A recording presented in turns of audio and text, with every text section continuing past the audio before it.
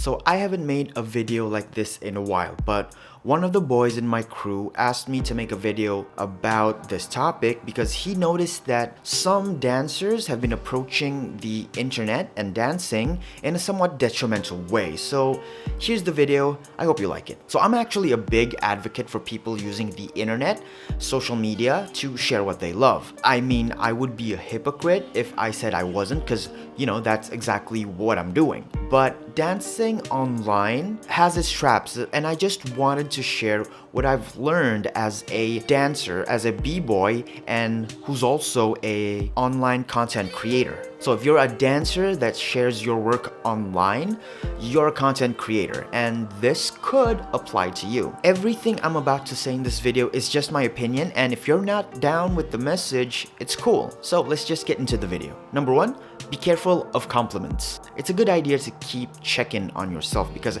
if you're not careful, social media growth can really supersize your ego. It doesn't really matter if you're famous or not. Unearned compliments can really hurt your progress. Reading comments is a good way to get feedback, but also take into account who's giving those comments, because not everyone knows what they're talking about, and not all feedback is constructive. I'm not saying you shouldn't be proud of what you do or what you're doing, but I've seen people who have a seriously distorted image of themselves because some people were being nice to them on social. Number two, think things through. Before you push the upload button, make a habit of asking, does this need to go online? How would it affect me? And can I live with that decision? It's easy to confuse what lives online and how to leave things off, especially now that we're always on camera. If you keep reacting on impulse and don't take the time to think about what you're doing, you might be making decisions that could have a permanent effect on yourself. What I'm trying to say is, have some self-control. Don't get carried away by the likes, thumbs up, and double taps. As a content creator, it's okay to give the viewers what they want. It's actually preferable, but don't do it at the expense of your principles, or at least make sure you're ready to live with your decisions.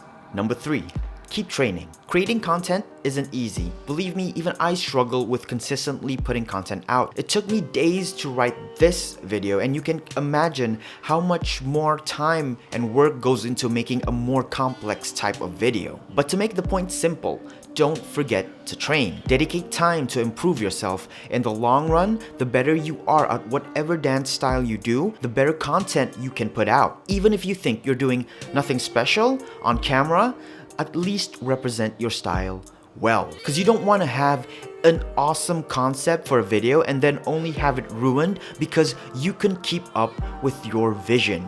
Number four, support your community. Your local dance scene should be your loudest and biggest inspirations, because like it or not, you represent them and vice versa, meaning their actions will sooner or later represent you. And I realize everything's not perfect. Every community has its problems, and I'm not saying that you should always put them first, but understanding your local community can inject empathy and context into your content. What I mean by empathy and context is that it keeps you grounded by building an understanding of the roots to your dance scene. And when it comes down to it, it just helps you remember why you're doing what you love.